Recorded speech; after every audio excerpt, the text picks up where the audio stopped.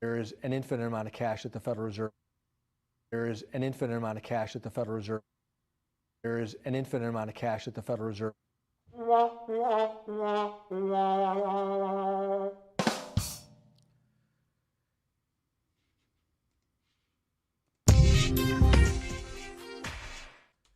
Good morning, Bitcoin.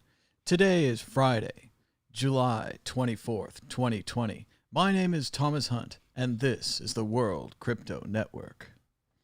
The price of Bitcoin is down 0.92% in the last 24 hours, with a last of 9,545, a high of 9,632, and a low of 9,469. That's $1 for 10,477 Satoshis. But first, Bluebird by Charles Bukowski. There's a bluebird in my heart that wants to get out, but I'm too tough for him. I say, stay in there. I'm not going to let anybody see you. There's a bluebird in my heart that wants to get out, but I pour whiskey on him and inhale cigarette smoke, and the whores and the bartenders and the grocery clerks never know that he's in there. There's a bluebird in my heart that wants to get out, but I'm too tough for him. I say, stay down. Do you want to mess me up? Do you want to screw up the works? Do you want to blow my book sales in Europe? There's a bluebird in my heart that wants to get out, but I'm too clever. I only let him out at night sometimes, when everybody's asleep. I say, I know that you're there, so don't be sad. Then I put him back. He's singing a little in there. I haven't quite let him die. And we sleep like that, together, with our secret pact. And it's nice enough to make a man weep. But I don't weep. Do you? The Dow Jones Industrial Average is down 150 points on China retaliation. Yes, after the United States forced China to close one of its embassies, I believe in Houston, China has responded by forcing the United States to close its embassy in Chengdu. Intel crashes 18% on earnings, and Tesla dives 9% on a downgrade. The Dow Jones Industrial Average is down 0.71% in the last 24 hours, with a last of 26,462 and a previous day's close of 26,652. Our top story, Carlos Ghosn, former son of Renault and Nissan head and fugitive Carl Ghosn, his son used Coinbase that's funny. To pay two men $600,000 in Bitcoin to get his father out of Japan last December. As I'm sure you recall, Mr. Ghosn, famously formerly the CEO of Nissan, was smuggled out of Japan in a large box. They found the box later, and it was CEO-sized. It turned out his kidnappers, or his people that freed him from Japan, I don't know, smugglers, I suppose, were paid $600,000 in Bitcoin. Not bad. Steve Wozniak sues YouTube over ongoing Bitcoin scams. That's a great move by Wozniak. It makes no sense that YouTube can't stop these things instantly. For these infomercials with Wozniak, Elon Musk, and others' pictures alongside an advertisement for a fake Bitcoin scam. If anyone promises to double your Bitcoins, don't send your Bitcoins to them. If it's too good to be true, it probably is. Bitcoin rally in danger. Wall Street veterans warn of NASDAQ bubble. The price of Bitcoin faces a near-term pullback as Wall Street veterans warn of a NASDAQ bubble forming. Ned Davis, who has operated his namesake Wall Street research firm since 1980, believes a NASDAQ bubble is forming. Based on the rough correlation between Bitcoin and stocks in recent months, it could negatively affect the crypto market. Since March of 2020, Bitcoin and the S&P saw an uncanny correlation. There were some periods where Bitcoin was stagnant during a stock market rally, especially from May to June, but from the most part, the correlation has remained high. On June 9th, the correlation between Bitcoin and the S&P 500 reached an all-time high at 0.38. And if Nasdaq goes down, Bitcoin might go down too. Bitcoin rallies 5% as U.S. regulator greenlights bank crypto custody. Bitcoin price surged 5% to $9,664 less than 24 hours after the Office of the Comptroller of the Currency announced that U.S. banks can now provide crypto custody services. From safe deposit box to virtual vaults, we must ensure that banks can meet the financial services needs of their customers today. This opinion clarifies that banks can continue satisfying their customers' needs for safeguarding their most valuable assets, which today, for tens of millions of Americans, includes cryptocurrency. Exciting stuff, as banks can now hold your crypto if you trust them. 7 reasons to consider investing your stimulus check in Bitcoin. It's another tone-deaf article from Forbes magazine that doesn't realize in just a few days we're going to start one of the largest eviction crises in America. Many people can't afford their rent or groceries. It's not exactly time for them to buy Bitcoin. Sure, when was the best time to buy Bitcoin? Probably the first time you heard about it. When was the second best time? Well, the second time you heard about it and checked the price. Yes, but you should buy groceries and food first. Greatest chess player of all time backs Bitcoin. The world's most famous champion chess player, Garry Kasparov, Grandmaster, supports Bitcoin as a means to fight human rights violations. Garry Kasparov, the Russian chess master who faced off against IBM's Deep Blue supercomputer in a not very fair match. The computer was trained by many grandmasters, all of whom were focused on beating the one human being. Kasparov says that Bitcoin, crypto, and blockchain technologies are the solution to the demand for privacy in financial markets. In a July 23rd interview with Forbes contributor Roger Huang, Kasparov said he saw many upsides to cryptocurrency. According to him, they give individuals more control over their money, which is usually regulated either by the state, corporations, or outside parties. The good thing about Bitcoin is that you know exactly the number, the magic number of 21 million, the chess master said, referring to the maximum number of Bitcoin tokens that will ever be mined. But when you look at the other side, at the Fed, for instance, you never know how many trillions of dollars will appear on the market tomorrow that will damage your savings. There is an infinite amount of cash at the Federal Reserve. An infinite is a lot. Kasparov is the chair of the Human Rights Foundation, a foundation which uses technology and digital innovations to protect those whose freedoms are threatened. According to him, blockchain technology and cryptocurrencies like Bitcoin are natural choices for protection against infringements on privacy and human rights. Kasparov says, I think the steady rise in popularity of Bitcoin and other cryptocurrencies and blockchain technology as a concept is inevitable because it's a response of the shift of power from individuals to states or other institutions that may act on our privacy without our consent. And Jack Dorsey says that Twitter feels horrible after the massive Bitcoin hacking scandal. Oh, poor Jack. Twitter still hasn't explained why their administration tool has the ability to act as their customers, essentially forging messages in their name. For what reason would the administration tool need this purpose? They've also seen an attack this week as Twitter has declared war on the QAnon right-wing conspiracy theory with the large-scale banning of accounts associated with that theory. Check out World Crypto Network store at worldcryptonetwork.store. You can get the World Crypto Network mug with both logos, the Treasures Don't Float t-shirt, the Bitcoin Not Bombs t-shirt, and World Crypto Network, the t-shirt, all at worldcryptonetwork.store.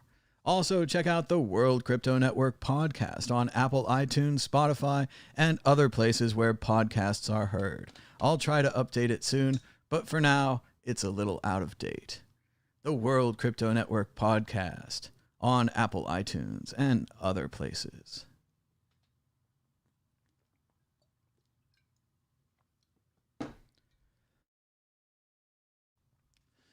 And now, here's the news. Oh no, not the news. Not the news.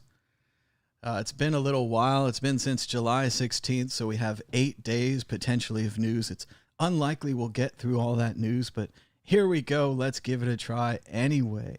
8 days ago on July 16th, we were still talking about the Twitter hack, and it looks like one of the solutions that Twitter may have temporarily rolled out was blocking Bitcoin addresses. As Christopher Franco says, blocking Bitcoin addresses has got to be the laziest fucking solution ever conceived. It was pretty lazy. They also banned verified accounts from writing on Twitter, which led to the National Weather Service not being able to announce a tornado or something like that. So they're going to have special lists of accounts that they can't stop from posting. And just in general, it underlies why Twitter should be more of a short message service run by many servers rather than a centralized message service owned by one company. But no one's figured that out yet, so don't say that. Dan Rather says, over time, we will learn more about what is happening now. Journalists and historians will get their hands on documents. People will talk. And the tragedy and outrage of the present will only grow the more we know.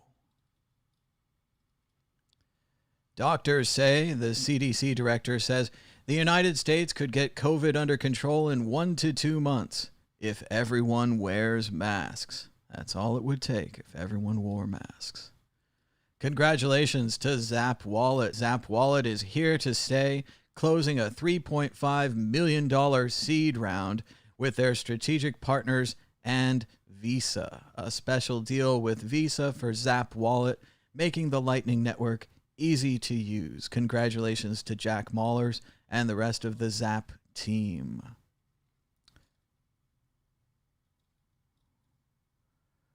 Here's a picture of Elon Musk from Swift on Security, a funny account on Twitter. This picture was posted on September 16th, 2018. It says, hello, I'm Elon Musk, and I'm giving away Bitcoin if you send me yours first. Swift on Security, 2 years ahead of the Twitter hacking news. We've got our usual numbers. 123 visitors to Nevada tested positive for the virus. And we've got more. Russia is hacking the virus vaccine trials, according to the United States and Canada. People who socially distance may be more intelligent, according to a new study. Interesting. Twitter's banned any text that looks like a hash output. This is, of course, to stop people from posting Bitcoin addresses, but also it breaks posting hash pre-commitments, posting Git comment ideas, posting download checksums, and posting fingerprints, for example, key-based attestations. So yes, when you ban things randomly like Twitter did when they were having problems, it can lead to more problems. China is cutting Uyghur births with IUDs, abortion, and sterilization. The genocide against the Muslim Uyghurs in China continues. The press secretary said that the science should not stand in the way of schools reopening. Yes, the science won't stand in our way. And Mary Trump's amazing new memoir, which I finished up a couple days ago, has sold over 950,000 copies on its first day. A record-selling day for Mary Trump's new excellent memoir. You should check it out. Too Much and Never Enough. Really gets behind the psychological details of what it was like growing up with Donald Trump. It was a nightmare. The Twitter hackers did a service. They used an obvious Bitcoin scam, which only caused $120,000 in damage, as a tool to expose a vulnerability before someone could have done something so much worse. And everybody's been talking about it. You could have crashed the stock market. You could have started a war. But all they did was try to get you to send them your Bitcoin. It's not that creative. The governor of Georgia is suing Atlanta over the city's requirement to wear masks in public. That's right.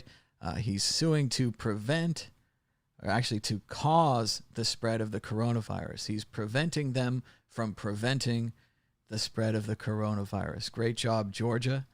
Great choice in governor. Things are bad in Portland, Oregon, and that was about a week ago. Things have certainly gotten worse. There's military troops on their way to Portland, Oregon. Look how many wheels that thing has. Gosh, that's 4 on each side. Looks like 8. That's a big car. And the feds rolled into Portland using rental cars and minivans to then grab protesters off the street and drag them away. They say now recently that they're going to expand this program to Albuquerque, New Mexico, and Chicago, Illinois. So, great stuff as Trump's troops continue to move into America. Of course, as we were saying, we're going to have these stories continue to come out of these sporting leagues where the gladiators are now once again risking their lives to provide you with entertainment to distract you from what's going on. Rockets and Kings players are the first two to break NBA quarantine at the Disney bubble ahead of the restart. One of the players went to a friend's family gathering. The other player walked across the campus to get his delivery food. They're both quarantined now. This is not as bad as what else has been happening, where certain players keep testing positive and X number of players from this league and X number of players from that league. It just keeps happening. Las Vegas is in the red zone for new cases, and hydroxychloroquine still doesn't do anything. New data shows yet another study showing that hydroxychloroquine doesn't do anything, despite the United States packing up millions of dollars in supplies of hydroxy, all of it worthless and useless, unless you have malaria, I assume. How much money was stolen in the Twitter hack? Only around $120,000. As Joseph Young said, imagine engineering arguably the most high-profile hacking attack in recent years to steal $110,000 that is most likely traceable, and is probably being traced right now. It wasn't a very good Twitter hack. They could have gotten much more, and they could have gotten something else. Daniel Modell agrees, writing, "If you can't find Mary Trump's book because it sold 1 million goddamn copies on day one, get the Kindle or Audible version. This book should be required reading for every person on this planet for the next century." Mary Trump's new book. Great stuff from Mary Trump. Fox News cut away from Trump's speech to defend President Obama. "We've reached the weirdest circle of hell yet." Yes, things are getting different. Let's skip ahead. Let's try to keep going. What else has been going on out there?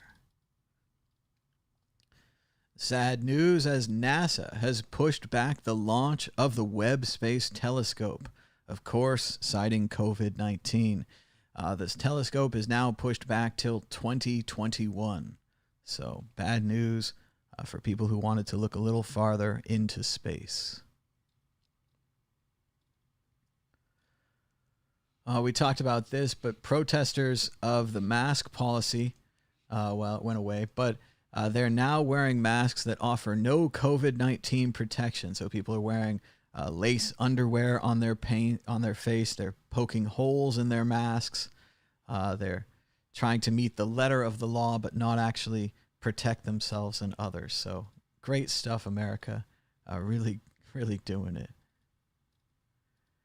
Dr. Anthony Fauci pleads with young people. You're propagating the pandemic. But of course, we all knew this when they spread all those stories about how young people couldn't be effective, giving them an era of invincibility that now they're continuing to spread the virus. As I said, we're going to be having these stories. Here's another one.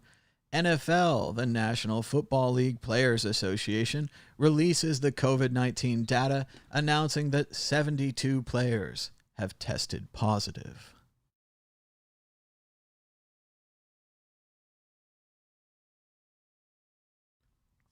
But that's okay. Get out there and entertain people. Gladiator style. To the death. The United States continues to break records with more than 77,000 new cases of coronavirus in a single day. Way to go, USA, USA. Great stuff. There was another White House press conference, this time with 2 large pickup trucks as props. The red truck is the Republican truck with the weight of regulation being lifted off the truck. The blue truck is the Democrat truck weighed down by regulations like stopping pollution and not destroying the environment. You know, making the world livable for future generations. That sounds awful. But what a ridiculous picture. It looks like a car commercial on the White House lawn, but it's real. So things are great. 10 years ago, on July 17th, according to Clark Moody, legendary creator of several early Bitcoin charts, the first Bitcoin trade on Mt. Gox swapped 20 Bitcoins for about $1 at a price of around 5 cents a coin. You could have gotten 20 Bitcoins for $1 just 10 years ago, July 17th, 2010.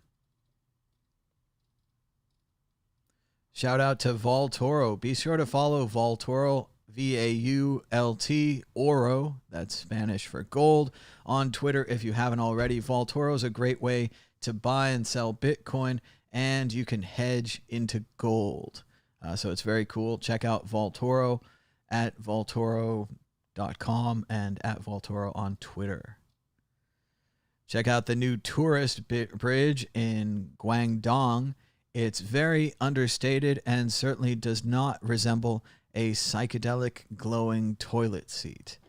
In no way does this bridge look like a glowing psychedelic disco toilet seat. There you go, little palate cleanser.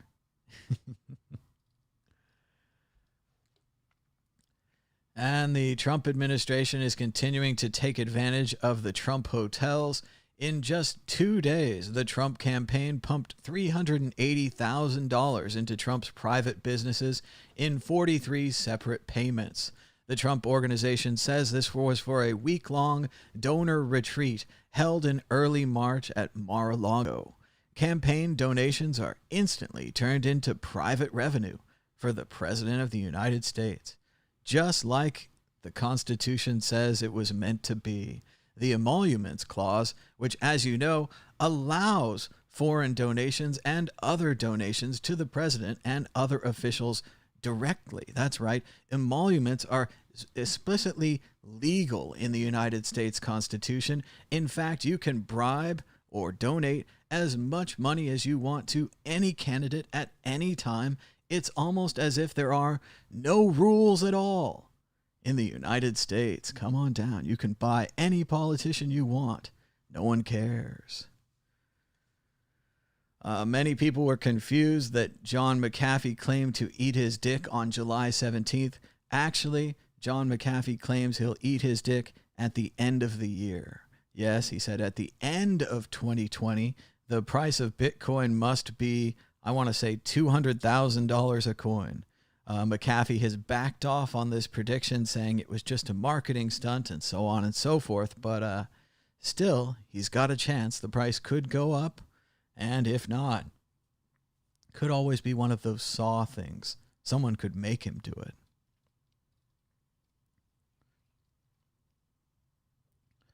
Seth Abramson writes, "The news from Portland is terrifying. According to Oregon media and viral eyewitness videos, silent, unidentified armed men in unmarked cars are grabbing law-abiding citizens off the streets without explanation. Local authorities don't know who they are. This is how it starts."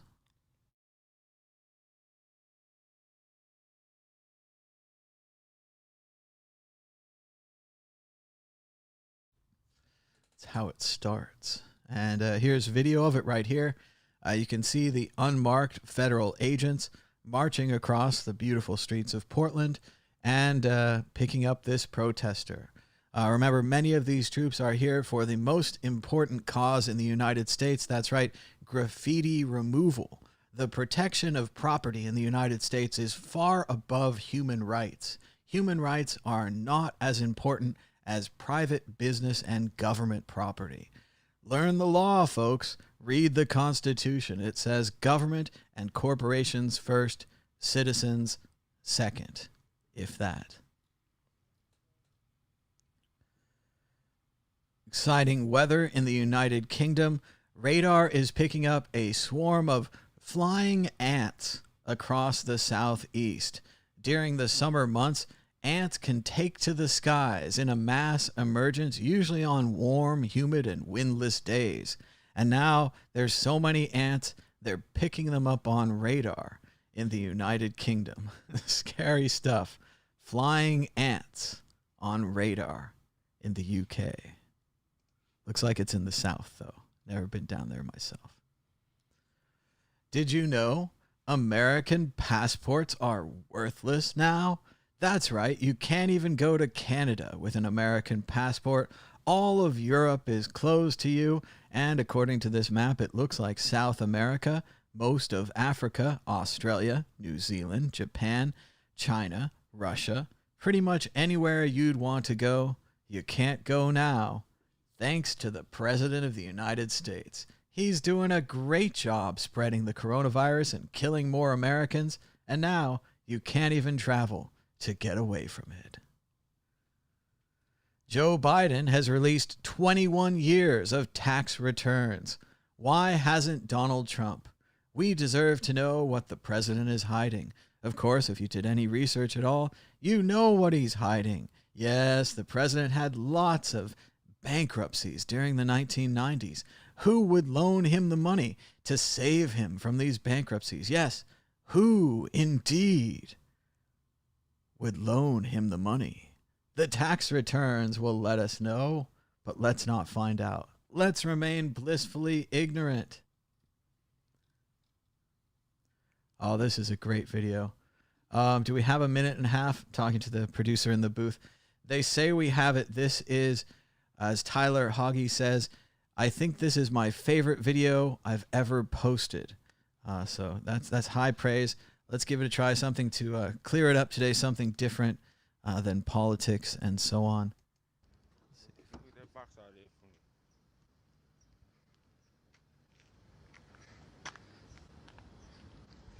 Shit.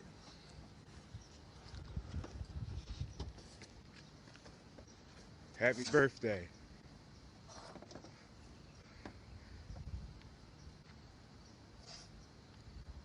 Don't cry. You're about to make me cry. Don't cry. Pull it out. Let the world see it.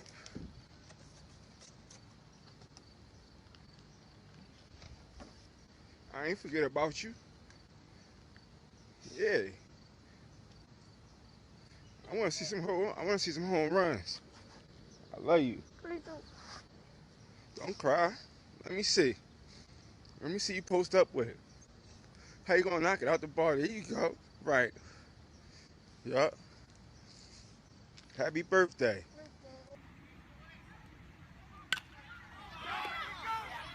I got it! Yeah!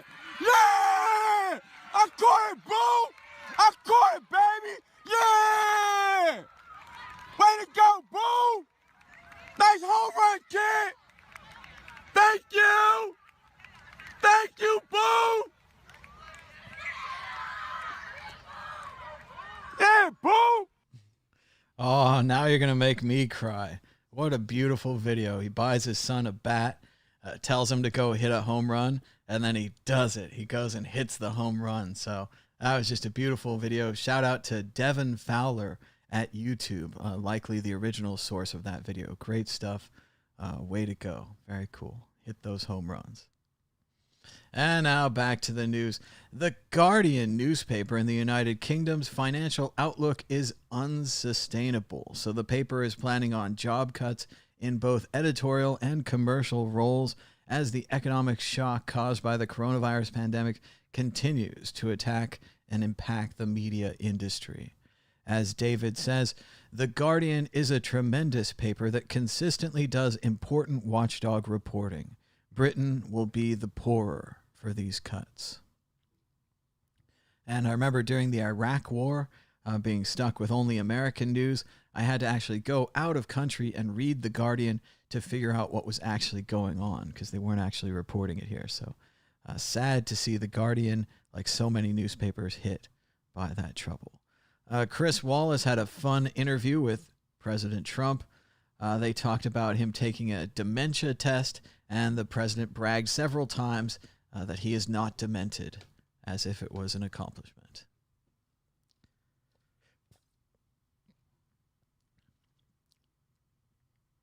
Shout out to BTC socialist Ben Ark. He wrote an open letter to Yanis Varoufakis, the former Greek finance minister, asking him about Bitcoin, if he thinks it's good now, and letting him know about some of the new updates, such as the Lightning Network, which Ben says, utilizing the Lightning Network alone, society could create complex openness and transparency for public spending, and, at the same time, privacy for its citizens. Mr. Yanis Varoufakis has responded on Twitter. He will read the article and write a detailed response. So very cool to see people just, if you want to talk to somebody, you just write to them. This all started because of a comment Ben made on Twitter that Yanis then replied to, and now Ben has written it up into an article, and we very much await Yanis's reply. Very cool to see how small and flat the world is sometimes thanks to Twitter. You can just reach out to an economic expert, to the former Greek finance minister, and have a conversation with him. Very cool stuff. Cloudflare went down for a couple days, Cloudflare. And as Swift on Security says, finding out the entire world is just Cloudflare because all the sites went down. Cloudflare is a service when you have a very popular website or a website that might be hacked or DDoSed. You set your servers to run through Cloudflare, and they'll provide a backup copy of your website. But when they break, many websites suddenly can't even provide their normal website. So interesting stuff. The White House continues to say that schools should reopen, while at the same time they're blocking the CDC director from testifying at a committee about opening the schools. They're only the Center for Disease Control. Why would you consult them about infectious diseases? That's just ridiculous. No one would do that. A new update on Breonna Taylor, who was murdered by police. She was alive after the police shot her. Records indicate no one tried to treat her. She remained untouched for 20 minutes after she was shot. I remember Breonna Taylor was at her boyfriend's house. Her boyfriend was under suspicion of some kind of drug charge, so the police busted down their door and shot about 20 shots into their bed, killing Breonna Taylor, who had nothing at all to do with it. Still, the police have not been charged for these crimes. Interesting story. The portraits of President Bill Clinton and George W. Bush were moved from the grand foyer in the White House and put into a room mainly used to store tablecloths and furniture. Amazing scoop by Jeff Zelensky and Kevin Liptak at CNN. They moved the painting. So much for that. And they're also not going to unveil the new Obama painting because the two presidents get along so poorly. That's a normal thing. That happens all the time. Well, okay, so it hasn't happened for the last 50 years. But other than the last 50 years, I'm sure that happens all the time. Another killer tweet here by Dan Rather. He's really grasping this new medium well. Where would we have been without cell phone cameras? I sometimes wonder how history would have been different if we'd had them sooner. Yes, it would have been interesting to see the grassy knoll if more people than just Zapruder had a camera, right? Imagine if everybody had a camera on that day. There'd be so many different videos. The Trump administration on a deadly pandemic. You're on your own, states. The Trump administration on graffiti in Portland. We're sending federal troops to kidnap and maim as many people as necessary to stop that deadly graffiti. Oh, graffiti's bad. Chelsea Handler says, it's too bad that Donald Trump can't read. There's such a fun book out about him. Check out Mary Trump's new book. It's a fantastic read, especially if you're a fan of Trump. You'll learn so much about his detailed psychology, his success with business. Spoiler alert, his dad funded all of his businesses. One time, when his casinos were going out of business, his father's driver drove the limo down to the casino, bought $1.25 million in chips. Hey, that's illegal. Then drove away with the chips, not gambling at all. It's almost like Donald Trump's father gave $1 million loan to the casino by buying those chips. Don't worry, the casino went out of business anyway. Trump has apparently chosen Portland to test his law and order re-election strategy, deploying unmarked Homeland Security troops using tear gas, high-impact weapons, and the power to arrest innocent protesters, much as he and Barr did in Lafayette Square in Washington, D.C. Be warned. Shout out to Elon Musk, another great meme. He says here it's Dogecoin standard and the global financial system. And Dogecoin looks like it's about to wipe it out. So very cool stuff. Elon Musk. Casey Neistat has an important life update.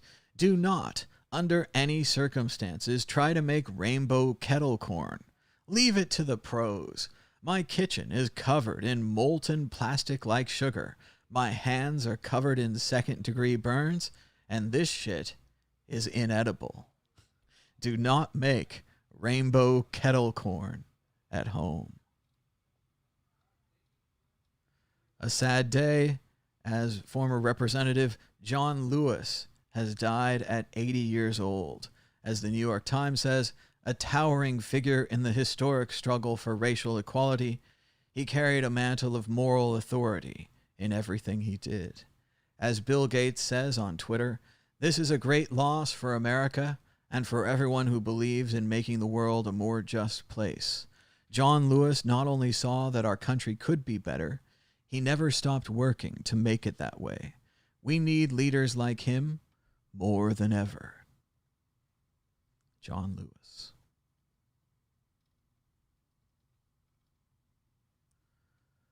Joe Biden has begun receiving presidential intelligence briefings, and he's warned the Russians are still engaged in trying to delegitimize our electoral process. Fact. We're going to have some fun in November. Get ready for the coup. Everybody loves a coup. There's nothing to worry about. Nothing at all. This is great. This is Governor DeSantis from Florida on not closing gyms because of the coronavirus. He says taking away that option for people to be healthy just doesn't make sense. Unless, of course, there was a novel coronavirus traveling from person to person, affecting even healthy people at the gym. Yes, taking away that option doesn't make sense Unless, of course, we're in the middle of a pandemic, which doesn't seem to be affecting Florida Governor Ron DeSantis. Coinbase is bragging about their own destruction. Yes, 2 years ago, Coinbase listed only 4 assets, meaning that they weren't ripping off their customers by selling them a bunch of garbage. Today, Coinbase lists nearly 60 assets on custody or trading, becoming like Cripsy. As I predicted many years ago, Coinbase is always chasing someone else's business model. At first, they wanted to become like local Bitcoins. Then they wanted to become like the stock market, and so on and so forth. Now, they want to become like Cripsy and get all those sweet fees for trading altcoins. Of course, Binance has already passed them and becoming more like Cripsy than Cripsy. Everything but the exit scam. But today, they brag about selling 60 different assets instead of just selling Bitcoin. As Whale Panda writes, what this actually means is that some of the investors of Coinbase have very heavy 2017 to 2018 ICO bags that they need to unload on unsuspecting retail traders. They have still not done anything to actually support Bitcoin, the only reason why Coinbase exists in the first place. A crew of new artists are working on some new Trump statues around Washington, D.C. You can see one on the left, the Poser, as Donald Trump poses with his famous upside-down Bible while a police officer is beating a protester. They also have the Bunker.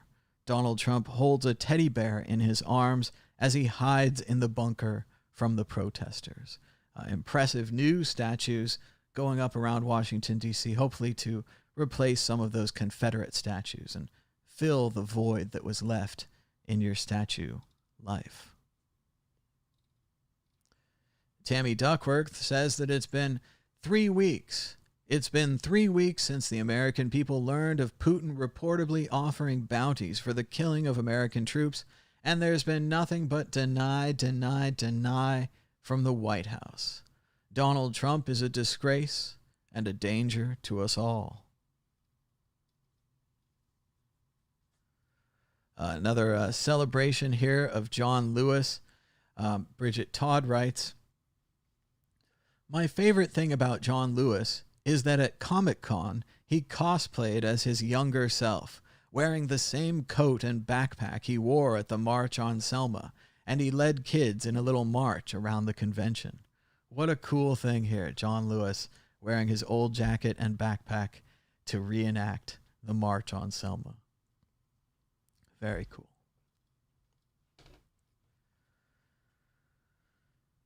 Think about this. Spain is shutting down over 628 cases on Friday. The United States is racking up over 75,000 new cases a day, and our federal government is pretending we're fine and urging reopening schools. You feel very safe here in the United States. Very, very safe.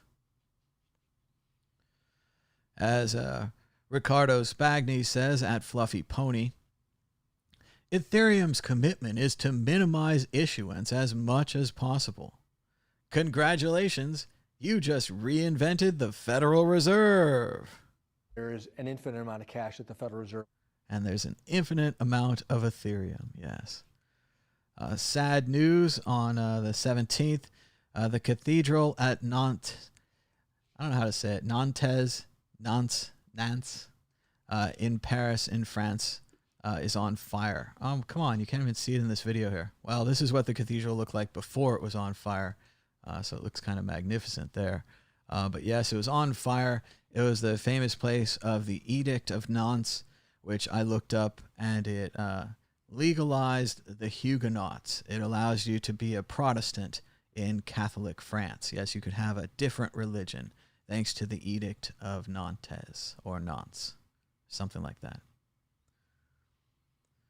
COVID-19 hospital data in Kansas and Missouri is suddenly incomplete or missing following the Trump administration's change to how they collected this data. Previously, the data was collected by the Center for Disease Control. Oh, that makes sense. So the Center for Disease Control would collect the data and distribute it to everyone else. They've changed it so the data now comes inside the Trump administration to the Health and Human Services Department.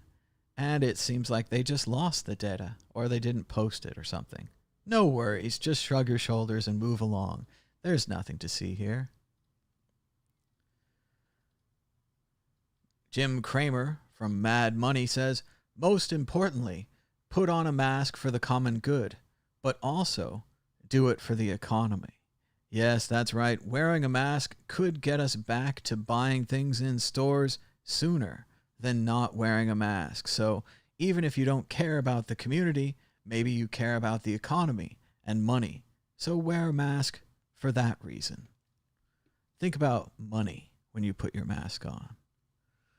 Overwhelmed and terrified.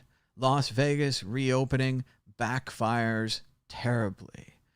Casinos have been open for weeks, undeterred by 123 visitors who tested positive, and a Caesars employee who has died, and a hospital system reaching max capacity. Yes, it's been a disaster, and we told you so. Right here on this show, we told you America was reopening too early based upon the charts and the data, and we warned Las Vegas that previously their reputation for being a fun place for tourists to go could be transformed into a fun place for tourists to die.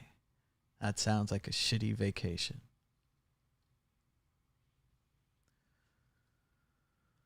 The president is still golfing. Here's another video of police brutality.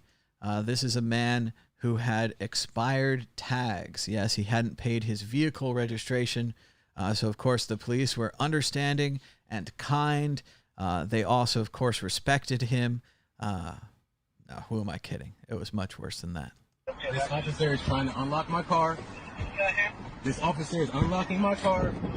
They just illegally entered my car. And I'm being forcefully removed. Take a look at me. I'm a fucking specimen right here, buddy. Sir, I'm you in have gotten on my last My hands are up on camera. All right?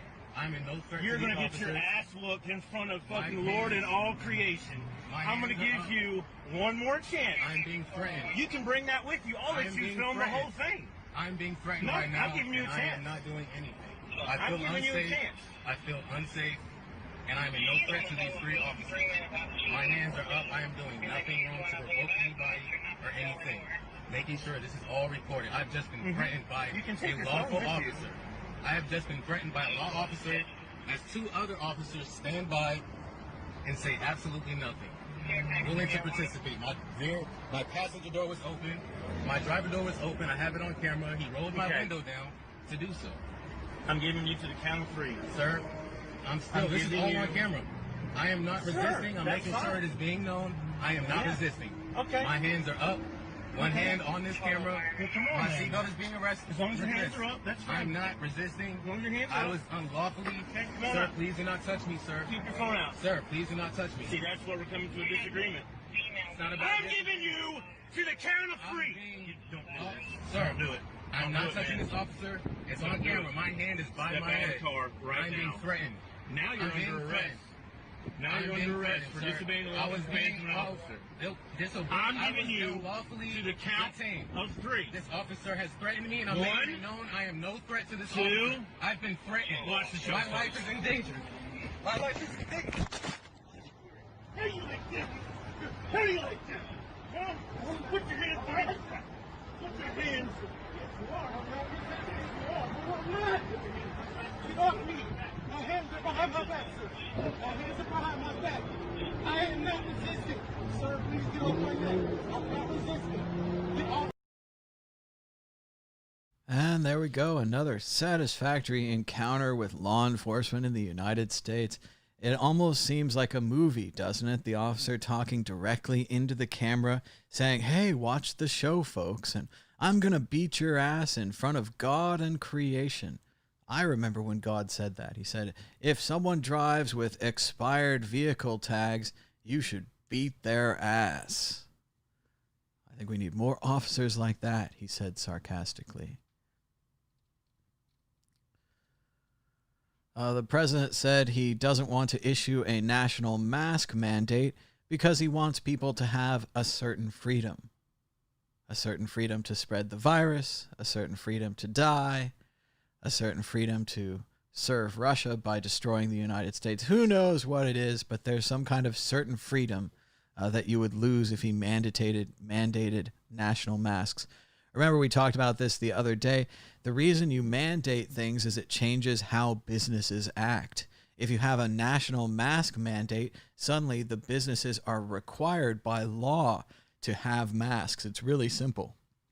You know exactly what to do. You require masks in your store, or they sue you, they fine you, they shut you down. You know exactly what to do. Whereas right now, without a national mandate, without a state mandate, or situations like Georgia, where the governor is actually suing the cities, stopping them from mandating masks, the businesses don't have to do anything. They're not required to do anything.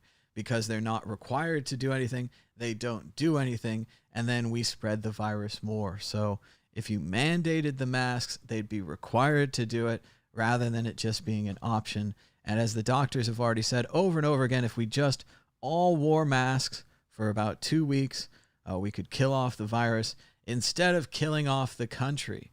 But then again, if you don't work for this country, you don't care about killing it off, and you think that, hey, it might actually benefit you. Tom Hartman highlights an excellent article on Alternet. We have now reached peak libertarianism, and it is literally killing us. The article goes on to outline how the Libertarian Party was created over 40 years ago by the billionaire class with the idea of spreading dangerous selfishness. Yes, the billionaires believe that if they could trick the common people into being so selfish that they wouldn't help each other, that they could actually fool them into voting against their own interests. The billionaires have been incredibly successful and are now literally destroying society. Great stuff from the billionaires who created libertarianism. 85 infants under the age of 12 months have tested positive for the coronavirus in one Texas county.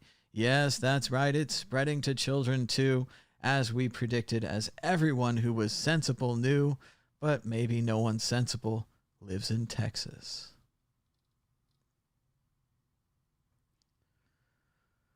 Let's see right here. I think this is going to be pretty good. So we are saying, don't go to work, go to work. Don't take public transport, go to work, don't go to work. Stay indoors. If you can work from home, go to work. Don't go to work. Go outside, don't go outside.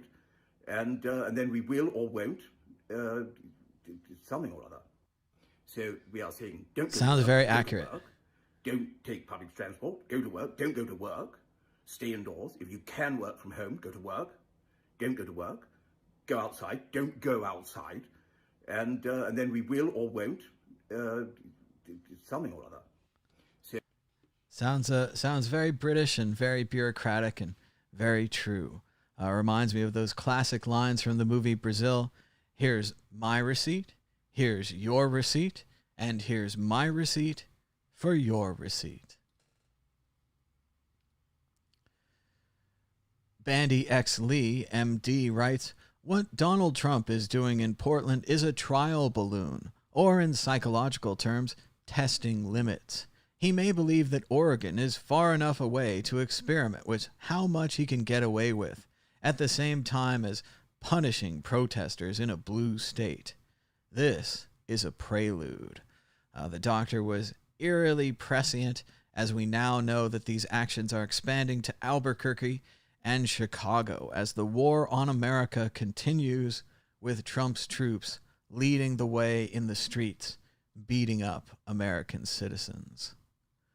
Robert Reich says, here's what a criminal state looks like. The president and first daughter hawk the canned beans of one of their supporters while federal troops attack innocent protesters in the street, and a preventable pandemic rages unchecked through vast swaths of the population. It does seem like we're failing. Remember the time that John Lewis crowd surfed on Stephen Colbert's show? Let's watch just a little bit in celebration of Representative John Lewis crowd surfing with Stephen Colbert. Thank you so much. Thank you very much. You want to crowd surf? Yes. Want to jump into the crowd with me? Yes. Let's do it. Careful not to use this audio here. The last time we showed any footage from Colbert, they took down the whole episode in the middle of the show. That was the power of CBS. But you can see here, Mr. Lewis is getting ready to make the jump. And there it is. They're making sure they carry the 76-year-old gentleman. And look at him. There he is. Crowd surfing in the Ed Sullivan Theater, formerly David Letterman's theater. Now Stephen Colbert. Of course, this footage is owned by the CBS Corporation and The Late Show. I love this part, though. What was it like to crowd surf? Well, it was amazing. It was amazing. I just wanted people to keep me up and not let me hit the floor. Stephen Colbert said, "Do you want to do this?" I said, "Yes." You know, I crossed that bridge. I've been beaten and arrested and jailed a few times. So just go on with the flow. I thought it would be okay, and it did work out. Just going with the flow. John Lewis, crowd surfing at 76. Very cool. Researchers are looking into cannabis as a potential COVID-19 treatment. Yes, specifically CBD oil could be used as an antiviral. It's an anti-inflammatory. So people that have the disease could be treated with CBD to reduce their symptoms. I believe Ramp Capital called this months ago, saying that CBD cures coronavirus. Maybe not 100%, but pretty close. Funny stuff, as Canada doesn't want the Major League Baseball to be played in Toronto. Yes, it's too unsafe in Canada, so let those suckers play in America. Later on, the Toronto Blue Jays tried to play in Pittsburgh. Pittsburgh said they didn't want them, and now they're going to play in Buffalo, New York. There's Trump golfing with Lindsey Graham in the middle of the pandemic, in the middle of the protest crisis, in the middle of Portland being invaded by federal troops. He's out there golfing. It's just the way you'd want it to be, right? Doesn't care at all.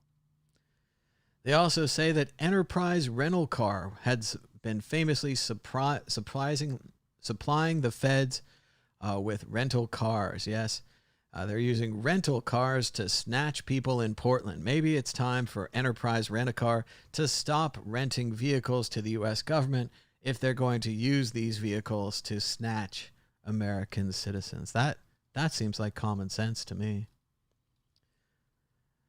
Salesforce CEO Mark Benioff says face masks can end the U.S. coronavirus crisis. But why would we do that? Why would we want the crisis to end? Federal police strike a protester with batons and pepper spray outside of the courthouse in Portland, Oregon. Let's see this one more time. The protester, as we later learned, an older gentleman who was in the United States Navy, served in the Navy, and he wanted to ask these officers and these federal agents about their oath, that they took an oath to defend the American people. The officers responded by beating him, breaking his arms, and spraying him in the face with bear mace at close range. He's a Navy veteran.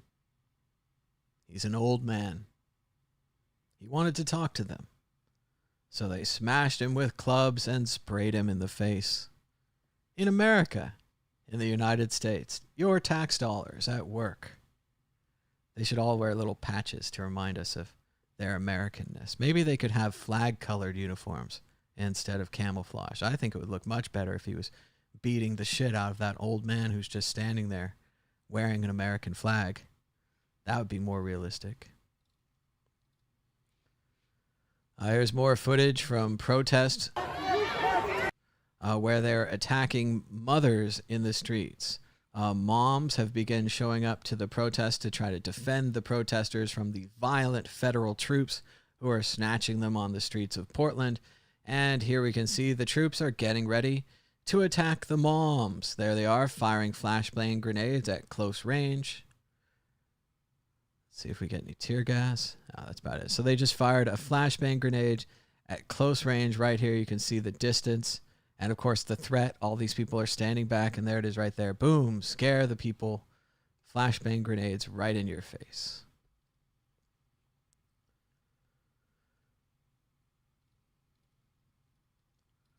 Roger Stone was released from prison as we predicted here. He was given that was not a full pardon, but they commuted his sentence. And then he promptly went on a radio show.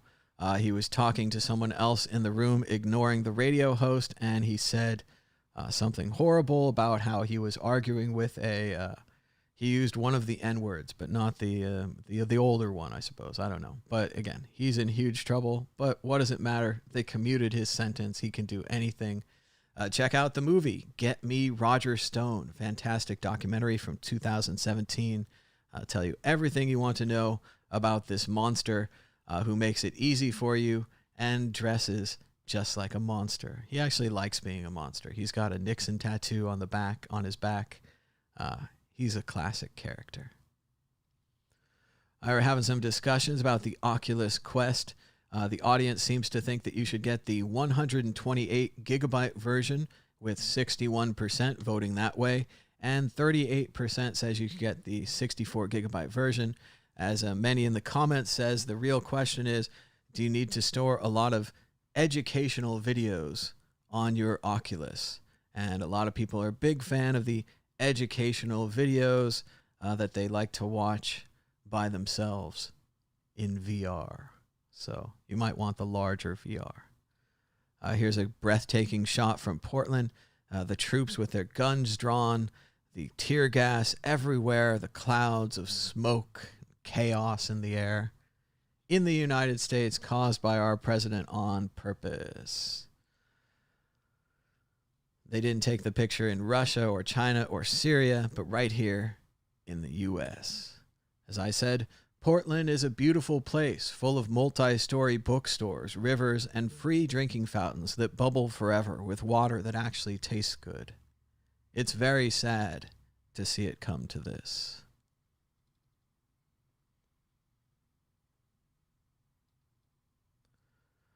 President Trump was asked if he would accept the results of the election. He said, "I have to see. Look, I have to see. No, I'm not going to just say yes. I'm not going to say no. And I didn't last time either." So there it is. The president is refusing to say whether or not he'll accept the results of the election. He's currently behind about 15 points in the head-to-head poll. And the latest number shows that he was even losing Texas 45-44. Losing in Texas. But he won't accept the election results. Get ready for the coup. Everybody loves a coup. Oh, it's so fun to have a coup. You don't need to do anything. You just wait and see how you do with a coup. Here's an amazing video of carrots being harvested. Of course, I had no idea this happens or it's done this way, but there's an incredible machine that is cutting the earth and kind of a conveyor belt dragging an entire row of carrots. Looks like a perfect harvest straight out of the ground. Look at the incredible machines we have. Just wait until AI is doing all the jobs, probably doing them just as well as this machine does at harvesting carrots. Fantastic carrot harvester. We've also got suggestions. There's a certain kind of Oculus Quest called a Franken Quest, where you attach other things onto your Oculus Quest to make it more comfortable. The suggestions that we're reading is you should try out the HTC Vive Deluxe Audio Headset.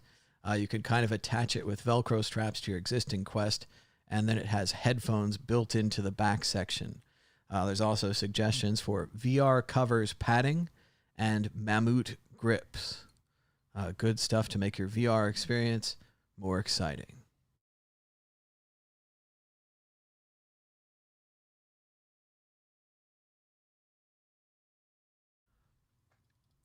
There's a lot of news, but let's just keep going. Andreas Antonopoulos says, "It's just the flu victims' bodies. are now filling refrigerator trucks in Texas. Stay home, and if you go out, wear your fucking mask. Andreas Antonopoulos.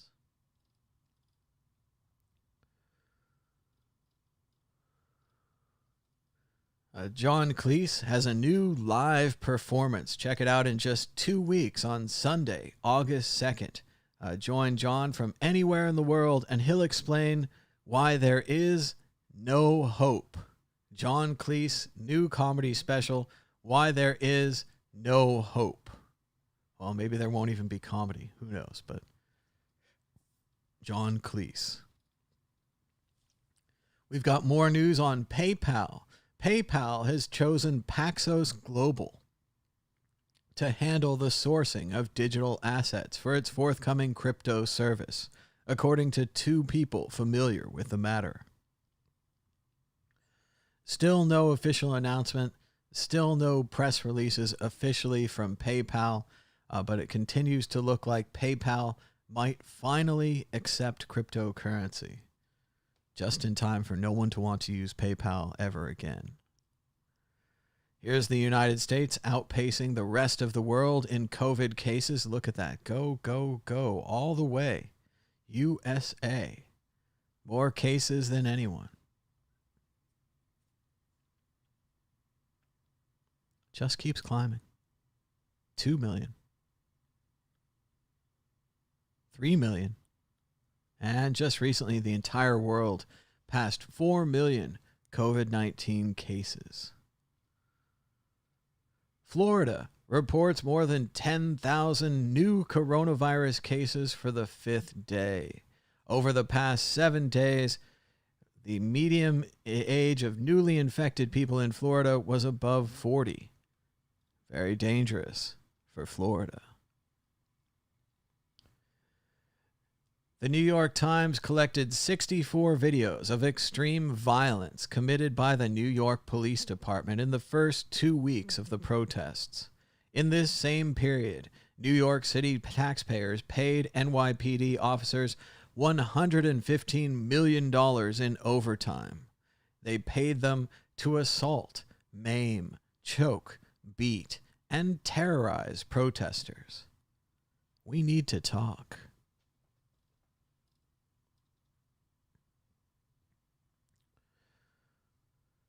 The former Navy veteran who we showed the video of him being beaten by federal officers earlier, who's being called Captain Portland, is a 53-year-old Navy veteran named Chris David. The former Navy CO wanted a word with them about their oath. They broke his hand in 2 places.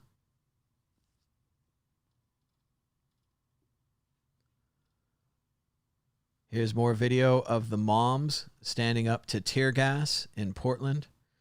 You see that they're now tear gassing mothers on the streets of Portland. Such a beautiful place, Portland. Look at all those trees. How nice it is to have all those trees in your streets. Sacramento and Portland both have a lot of trees.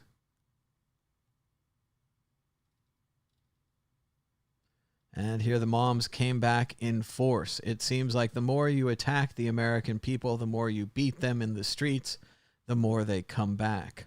Almost as if they're reading the manual on how to handle these things backwards, or perhaps are intentionally provoking the protesters to cause larger and larger protests. As Petra says here, remember when a dozen moms got flashbanged 2 nights ago? I think we just showed that footage this morning. So 30 showed up, and then they got tear gassed. And we just showed that video a second ago. Easily hundreds tonight, if not 1,000. It's hard for her to tell from the video. And she says again that it's beautiful. Look at these moms marching, wearing yellow to protect the protesters of Portland.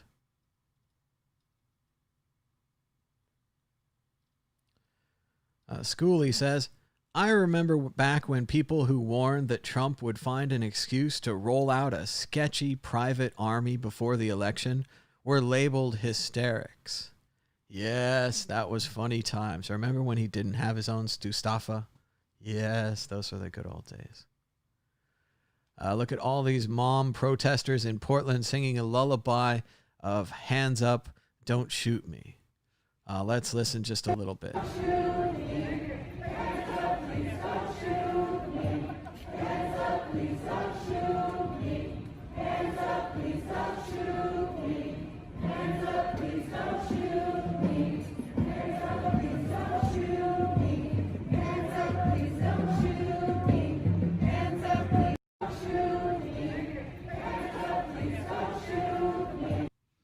Very cool. Good idea to use the melody of a popular song to get your slogan across. Good stuff.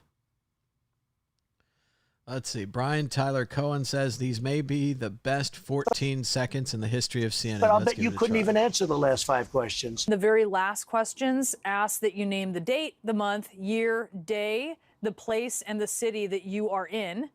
And that is what the President of the United States is bragging about being able to do. But I'll bet you couldn't even answer the last 5 questions. Whoa. The very last questions ask that you name the date, the month, year, day, the place, and the city that you are in. And that is what the President of the United States is bragging about being able to do. So he knows where he is, and he knows the day, month, and year. Impressive stuff from the President.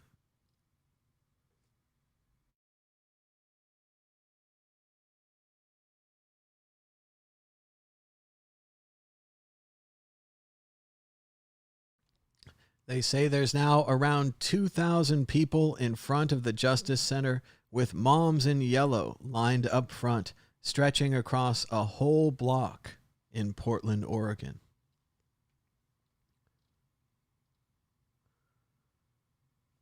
Paul Rosenweg, a senior policy advisor during the George W. Bush administration, says Trump is morphing DHS into his little private rogue secret army.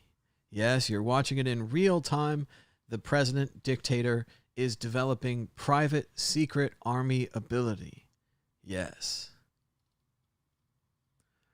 Congratulations to Joy Reid, formerly The Weekend Show on MSNBC. She got her own weeknight show 5 days a week, The Readout, taking the place of Chris Matthews' show Hardball. As Elliot Williams writes here, not 5 seconds into the readout with Joy Ann Reid, his 3-year-old daughter, who is in the room, points at the screen and shouts out, "Mommy, she has curly hair just like me." Representation is no joke, people. So very cool to see someone that looks like his daughter on the screen reading the news. Congratulations to Joy Ann Reid, perhaps following in the footsteps of Gwen Ifill, who I was just talking about the other day. Great journalist on PBS, passed away far too young, Gwen Ifill.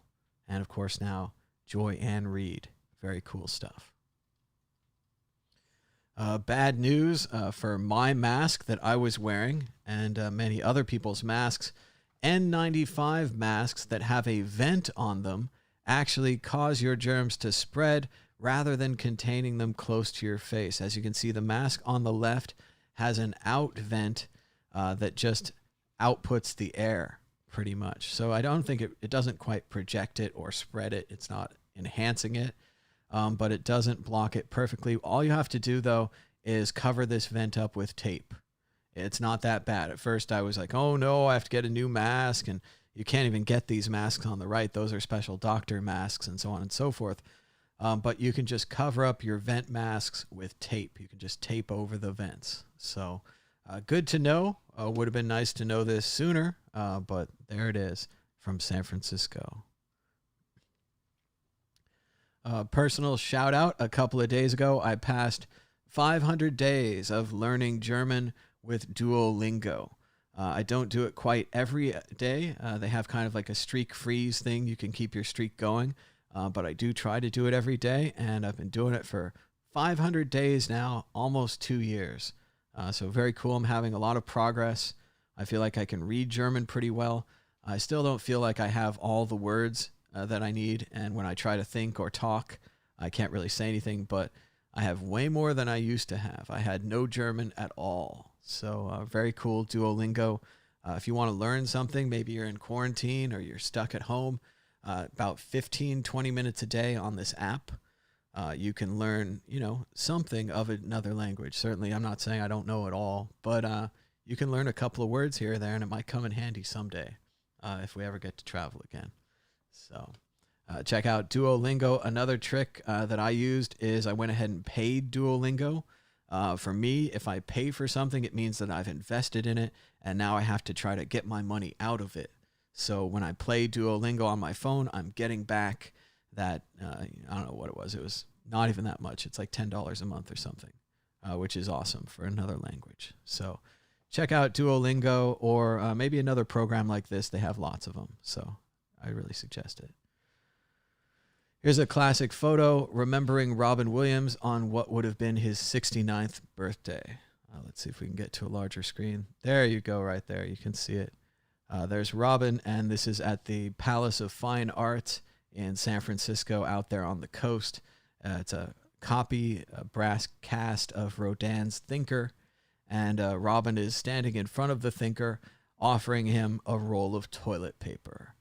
Very cool, awesome museum in San Francisco. I used to go there all the time, and it's also very near where Robin Williams' house used to be in San Francisco, up there on the coast. So sad not to have Robin Williams around, but he left us so many wonderful movies, and there's a great book about Robin Williams. It's called Robin, and I read it a few years ago. It's great stuff. So if you want to learn more about Robin Williams, and it's fun. It kind of brings him back, reading about him, watching his old videos. There's just a lot out there. It's almost like he's not gone. Here's more footage from Portland, where the moms in helmets and the dads in hard hats are chanting, "Feds go home, feds go home." Let's hear a little of that.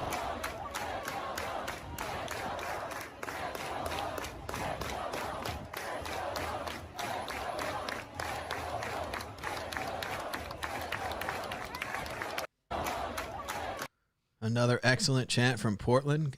Good beat, nice tempo. It's got a good beat, and you can dance to it. So, all right, Portland.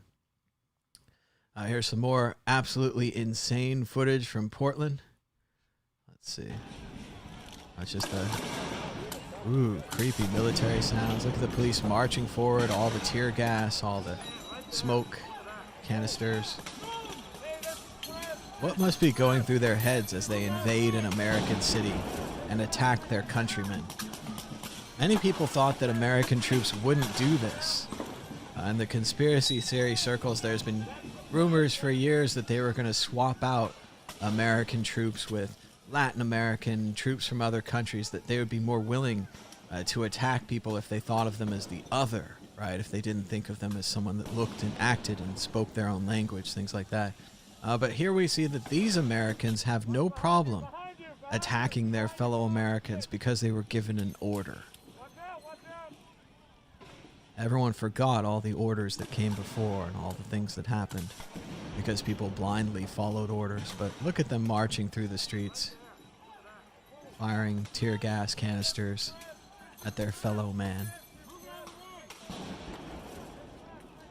Who's causing the chaos here? And why?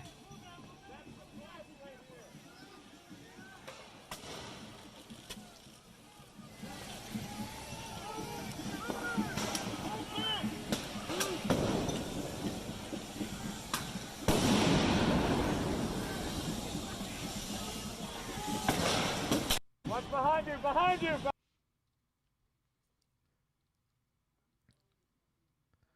Florida Congressman Matt Gaetz concedes that he improperly sent $28,000 in taxpayer funds to an LLC connected to the speechwriting consultant Darren Beattie, a former White House aide who was ousted after appearing at a convention known as a forum for racists and white supremacist views. That's interesting. Trump had another press conference. It was supposed to be about the coronavirus, but they asked him about Ghislaine Maxwell, the associate of Jeffrey Epstein, who allegedly did not kill himself. He put that rock on his head perfectly. He dropped a giant rock on his own head. In the aftermath of the Stone pardon, Trump says that he wishes her well. Of course, as Betsy Woodruff Swan says, in the aftermath of the Stone pardon, it reeks of the president indicating to her that he might reward her if she stays silent about whatever she knows about him. And then on the July 22nd, he announced that he'd be surging law enforcement into American cities like Portland. They say that the authorities will be aimed at radical movements. That's right. The American people are at last revealed to be the true enemy in the war on terror. The Patriot Act and so on and so forth were designed to take away your rights so that in case you ever became the enemy, they could do whatever they want to you. And they're surging in Chicago and Albuquerque, as we heard earlier. Here's a video of the actual surge. You see one troop here with his death head helmet saluting another troop with the Hail Trump salute. Hail Trump. And we see some people here in one of the Trump relocation camps where they're seeming to be entertained by this comedian here. So I'm sure everything is fine. Those striped uniforms, they chose those because vertical stripes are very thinning. It helps you look thinner.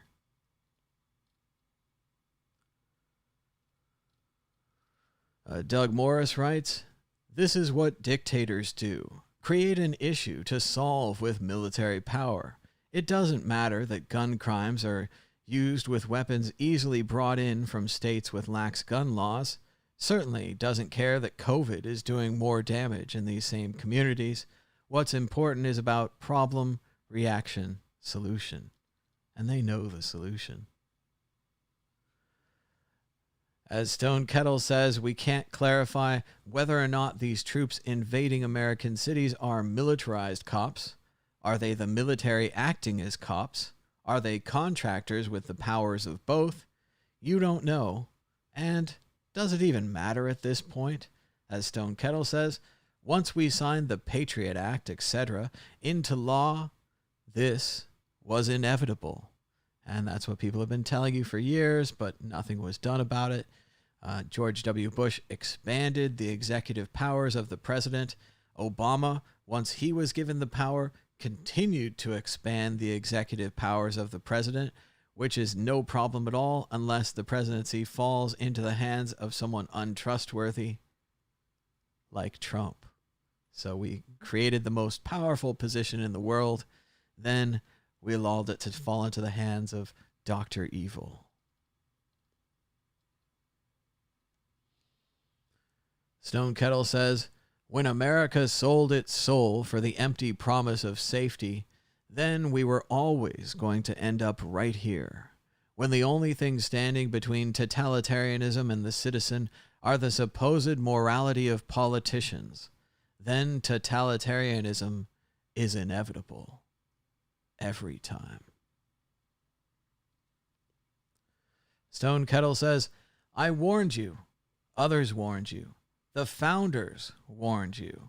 Some of you listened, but many of you didn't. You didn't believe. You thought somebody else would stand up, so you could have the luxury of pissing your vote away. Only now, too late, do you finally see it. Drew Garrison writes, everything about reopening Las Vegas completely backfired. And this idea that they were saving the economy was an always bullshit Hail Mary idiocracy. Huge layoffs happening now, and the outbreak is worse than it's ever been out there. Well done, everyone. Well done.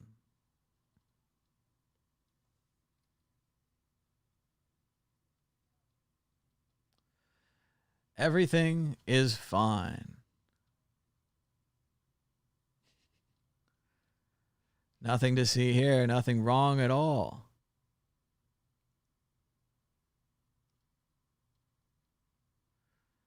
Here's the Trump troops pouring into Portland, Chicago, Kansas City, and Albuquerque. Spoiler alert, the real enemy is you. And protect the homeland. Hail Hydra. Funny stuff here. Trying to distract you from the horrible realities of military troops moving into the United States. As Mad Bitcoins himself said, no more virus. Now we've got to have military police in the street so our 4-year-olds can sleep at night and kids can play in the street. When fascism comes to America, it will be wrapped in the flag and carrying a cross. Be sure to give us a thumbs up and a share. Say hello if you're in the YouTube comments. I'm not sure the chat is working. We might have been shadow banned. We don't get a chat anymore. Who knows? Maybe if we're lucky, the British will invade again to get us our freedom back. They could even get some cool Americana for their museum. This is win-win. There's a new operation called Operation Legend. Later I learned it was for Legend, a young boy. I think he was a toddler that was murdered. And I guess he had a dream that military police would one day be busting heads on the streets of America. And Trump is now bringing this young boy's dream true by busting some heads. Here's a classic advertisement that was released before the 2016 election. Christopher Bouzet says, it's scary how accurately it predicted key events. Let's check out this political advertisement from 2016. President Trump's plan to ban Muslims from entering the U.S. has touched off a firestorm. The shockwaves truly global, political, and financial. The largest series of raids to hit the U.S. this year. Saudi Arabia with nuclear weapons. Trump saying that he would allow Russia to run roughshod over the East Europeans. Donald Trump will win. He is the apparent victor by less than 1%.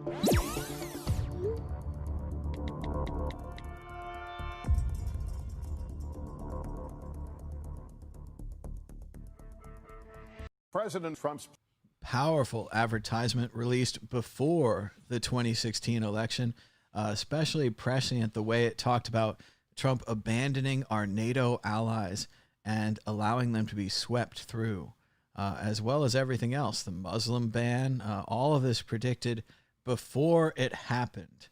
Incredible advertisement there, reminding you of the importance of voting. Christopher Bouzet says, please explain to me, why are we allowing a doddering geriatric former game show host in orange makeup to go full authoritarian?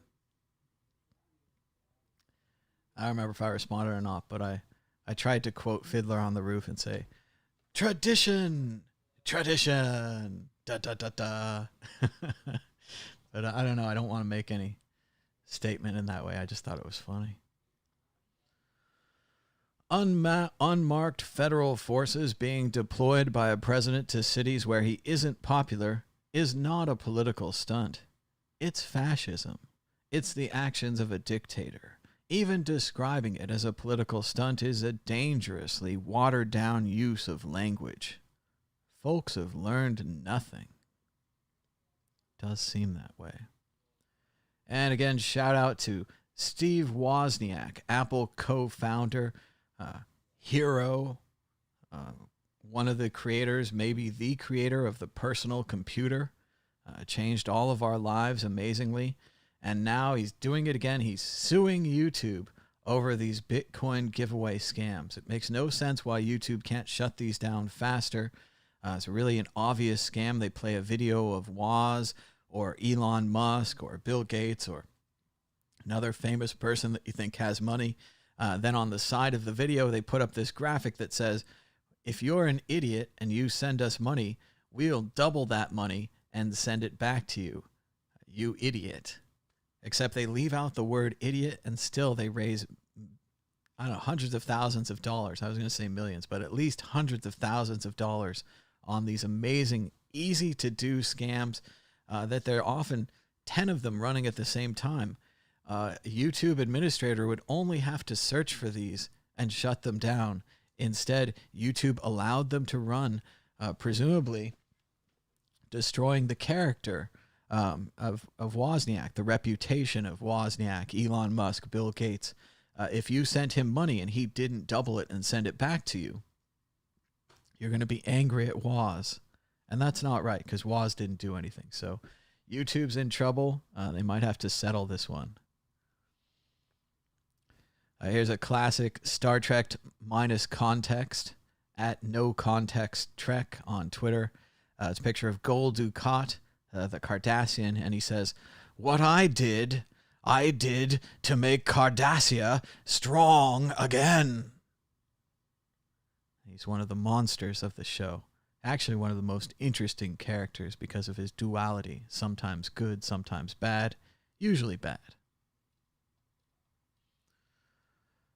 A new lawsuit, this time by the First Unitarian Church of Portland, is among those suing federal law enforcement for violating the First Amendment and the 10th Amendment, accusing the Gestapo of kidnapping people who were walking home peacefully, far from federal buildings. So there are lawsuits moving against the Portland attacks, but the legal system lags behind and moves far slower than the kind of justice that you might want in the street. The White House staff just got an email that says there's no reason for panic or alarm, but the cafeterias in the two buildings next to the White House, the Executive Office Building and the new Executive Office Building, are closed because a staffer tested positive for COVID-19. We've said this before and we'll say it again. You can't reopen the economy until you eliminate the virus. And even if you're rich and powerful, like the people who work in the White House, it's always the weakest link. It's always the person who makes your food, the person who cleans your house, the person who pay almost nothing for their services that could get sick and will get sick and will bring the virus to you. It's better to stay at home. It really is. Alexandria Ocasio-Cortez, another statement that I'm sure you can't agree with because she's so liberal. She says, "The United States of America should not have secret police."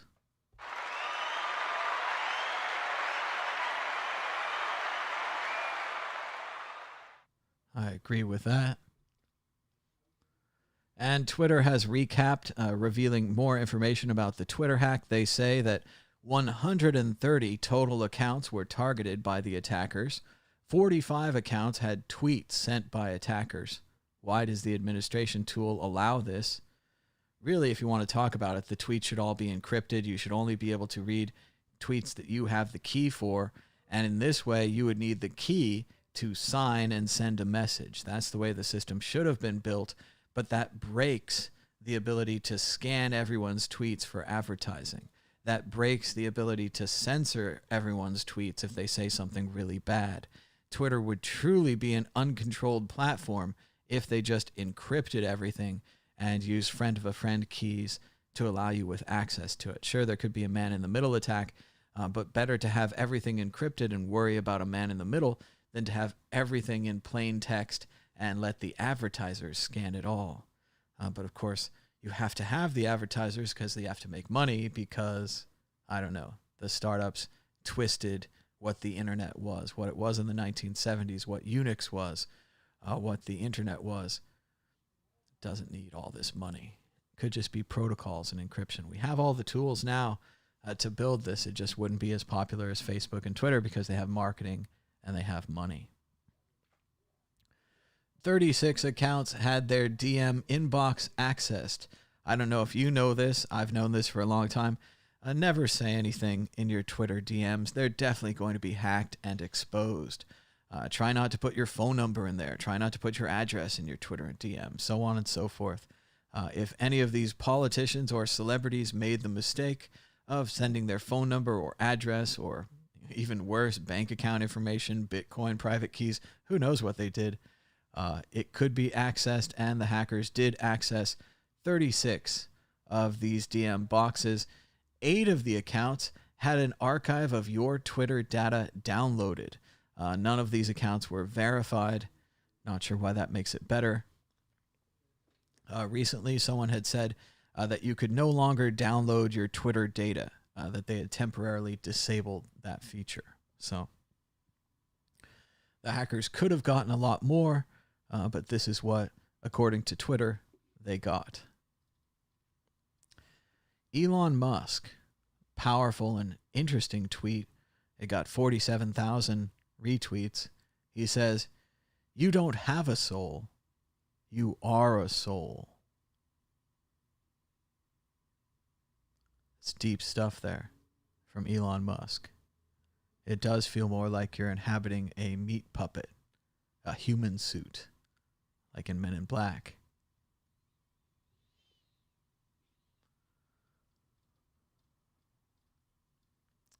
They say here that this trash can lid and gas masks are evidence of offensive weapons by the protesters. Acting Deputy Secretary Ken Cuccinelli of Homeland Security, "Das Homeland. We must secure the fatherland.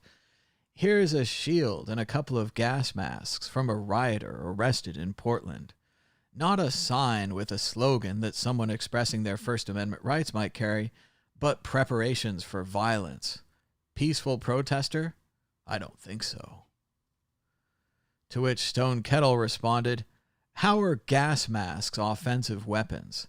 Do you believe citizens are required to breathe in tear gas? How is a shield an offensive weapon? Do you believe citizens are somehow required to allow the government to shoot them in the face with rubber bullets? Show your work, Ken." Stone Kettle really nailing it today on Twitter. Be sure to follow Stone Kettle at Stone Kettle on Twitter. He's got some great tweets.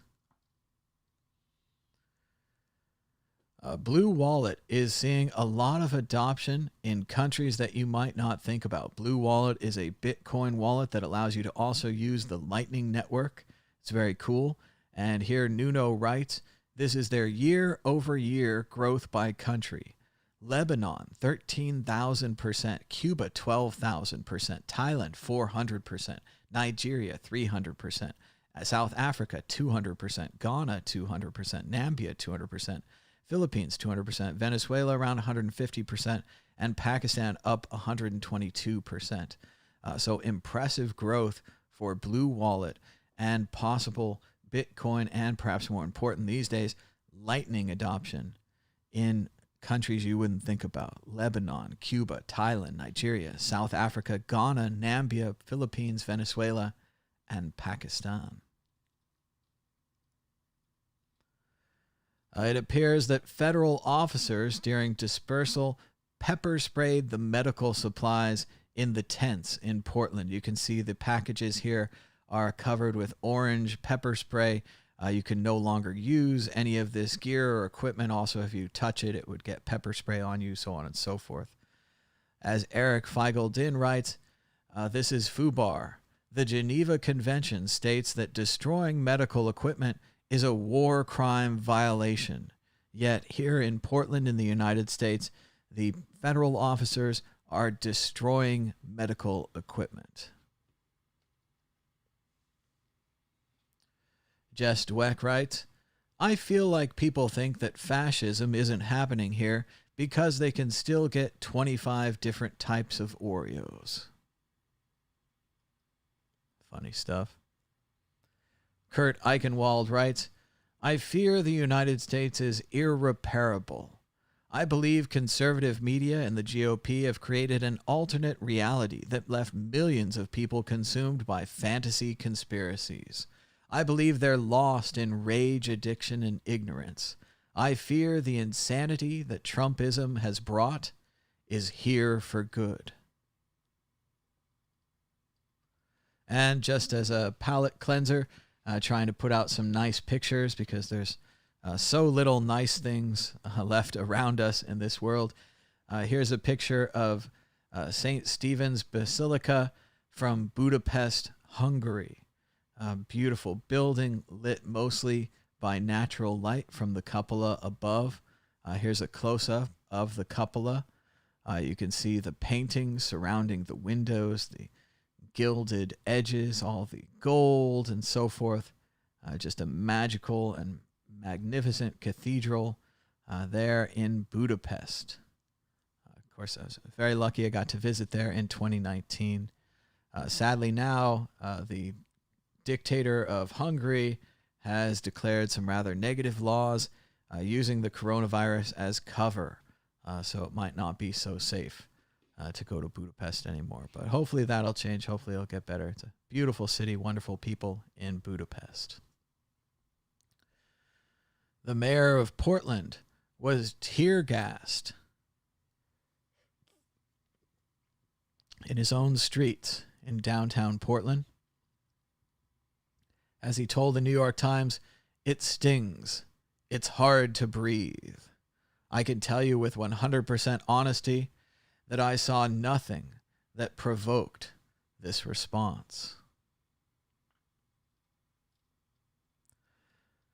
And we've got a fun story. They just named the new Seattle hockey team. It's coming to the NHL.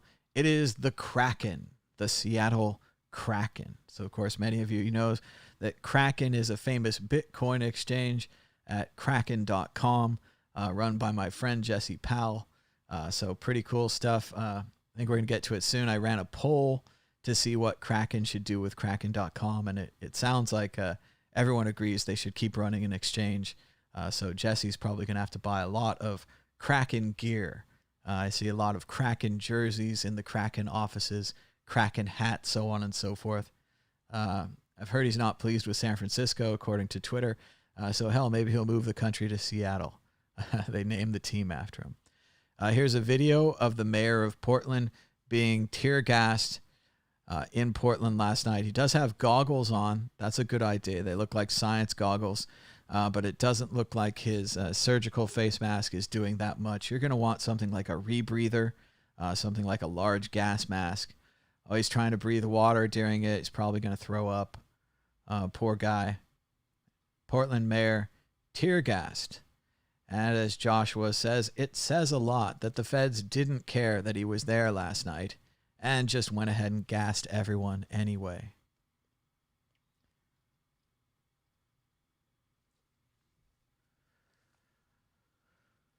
Trump talked to Putin again, and he did not ask Putin about Russian intelligence paying bounties to kill U.S. troops. Just didn't mention it. Oh well.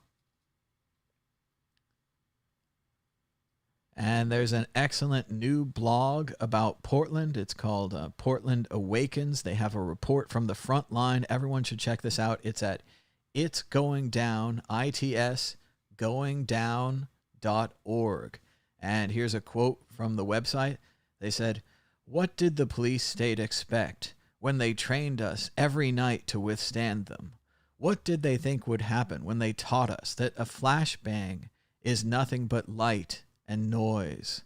When they carved their caustic lesson into our lungs, the gas is agony, but it does not last.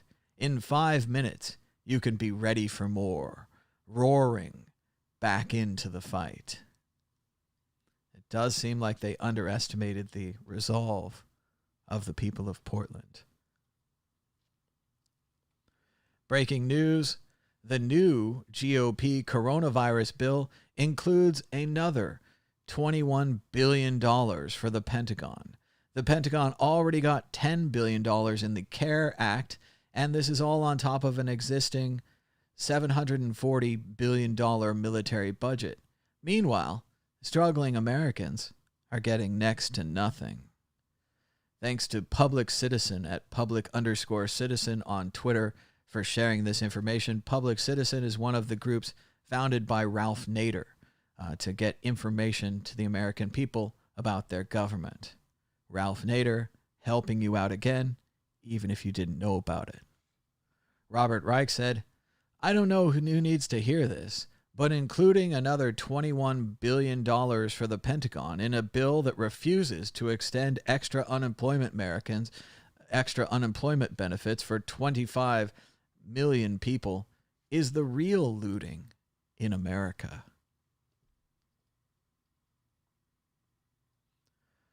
The investigations, as Dan Rather warned you, are beginning. DOJ Inspector General Michael Horowitz is launching investigations into justice personnel and their response to protest activity and civil unrest in Lafayette Square, D.C., and of use of force in Portland, Oregon, following requests from Congress and others. And sad news from baseball, where, like gladiators, they're making the players risk their lives for your entertainment. Washington Nationals star Juan Soto has tested positive for COVID-19 and will miss tonight's season opener against the New York Yankees, sources tell ESPN. Even baseball players are not protected from the COVID-19. King George III orders deployment of redcoats to the colonies in a surge to suppress protest against the absolutism of the crowd. Funny tweet from Stone Kettle, writing about how Trump is sending a surge of federal forces into Chicago, with more cities to come. President said, "I have to protect the American people. That's what I have always done," said the President of the United States, to the belief of no one, really, says Jonathan Capehart. And in news not making headlines this week, but still worth talking about, flooding in Assam and Nepal kills hundreds and displaces millions. 1/3 of Bangladesh is underwater in one of the worst deluges to hit the region. Worst flooding in decades endangers China's Three Gorges Dam. 40 million people may be affected if the dam goes. That's, of course, why they warned them not to build the dam, but they went ahead and built it anyway. And here's Dr. Anthony Fauci throwing out the first pitch last night at the Washington Nationals. He starts out a little too high, up in the air. His arm's just too high there, and then he angles it out to the left there. You can see they put a little trail on the ball so you can see where it goes. Even has kind of a strange whiplash backwards there. But yes, a sad pitch there by Dr. Fauci. I, of course, had to sarcastically comment, America's COVID response. And finally, that I don't know why I thought this would be better. His Nationals mask fooled me. He's throwing from the front, so it's shorter, which is good and should help. But then everything just goes wrong. So it's important to practice these pitches. This is a pretty bad pitch. I thought that Gary's pitch, Baba Booey, was one of the worst pitches ever. But this is kind of up there. And again, he fooled me with that mask. I'm sure he's a baseball fan. He just can't throw it. And I doubt I could do it either. But especially with the pressure and millions of people watching and all that. But not a great pitch by Dr. Fauci. Andy Slavitt writes, if you remember how long it took to get 1 million cases of COVID-19 in the U.S., we just added 1 million in the last 2 weeks. Great job, United States. Really breaking ground, spreading that virus. And here's a shot from Portland just last night. Throughout this video, because of its delayed nature, you're kind of able to see the protests in Portland happen all the way through this video. It started out with that early crowd of just a few moms and the flashbang grenade shot directly at them. Then there was a much larger crowd of moms, and they were tear-gassed. They came back the next day with an even larger crowd of moms, and now you can see they're filling the entire square, lighting their camera phones here, and each shining light is a different person protesting in Portland. This is the response to Donald Trump's federal troops in the street. Portland is standing up. Now we get to see if the same thing's going to happen in Albuquerque and Chicago. A federal court just ordered a restraining order on the federal agents in Portland, Oregon. The ACLU said that they would deploy their full firepower in this fight to save our democracy, and they meant it. Congratulations to the ACLU. And I think we're going to end with this, almost to the end, with this video from Portland. This is Noah Brand standing at the fence for another night. He's got an Animaniacs mask and a fantastic Captain America shield.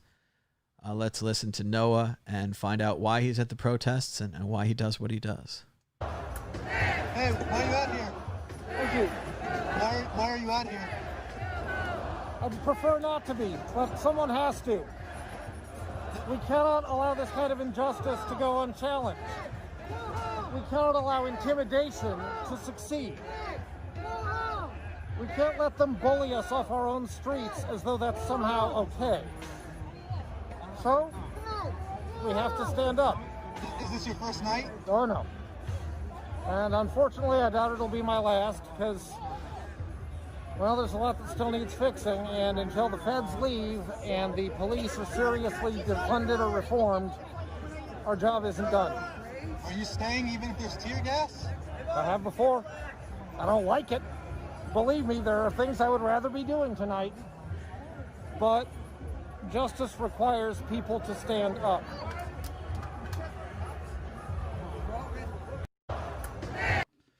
Justice requires people to stand up. Powerful message from Noah Brand in Portland.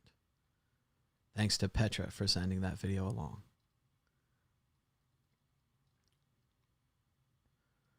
There's a new artificial intelligence called GPT-3. You should check that out. It's an impressive thread here on Twitter. It will blow your mind what it's capable of doing. So yes, AI is definitely coming for your job. There's a nice story about newlyweds in Hong Kong who were arrested and tried on charges of rioting, an offense that could carry a penalty up of 10 years in jail. They were ready for a life apart, but it sounds like things are going to work out all right. But check out the thread here about Hong Kong. Just today, Trump is going to his New Jersey golf club at the height of the pandemic with no plan to reopen schools or businesses. No testing plan is in place. People are getting sick and dying daily, and he's going on vacation. Don't ever tell me that he gives a damn about America ever again. The president will not be at his daily intelligence briefing because he's too busy playing golf. He currently had just 3 briefings in the month of July. In contrast, he played golf on 6 days this month. Another palate cleanser here. 4 years ago today, thanks to Time Hop, this really cool program that goes through my photos and shows me them on the day that they were taken. 4 years ago, I got to visit the Stanley Kubrick exhibit at the Contemporary Museum of Jewish History in San Francisco. It was a fantastic exhibit. As you can see here in the video, I touched his chair. I touched Stanley Kubrick's chair. I know, against the rules. But you can see me there with the Space Baby from 2001. Very cool. There's the mask worn by Tom Cruise in Eyes Wide Shut. There's a model of the maze from The Shining. How cool is that? And I think there's just a couple more photos here. Let's see. Oh, here's a Roman emperor type uniform from Spartacus. I think that would be from there. Very detailed for a costume. Looks good. There's a Clockwork Orange outfit right there. Maybe Malcolm McDowell. You can see the cufflinks with the eyeballs and the blood. Very stylish cufflinks. Here's a model of the Dr. Strangelove room that they created. I think they used this model. Maybe they had a real life one as well. And here's a model of 2001, the scene where he runs around in a circle.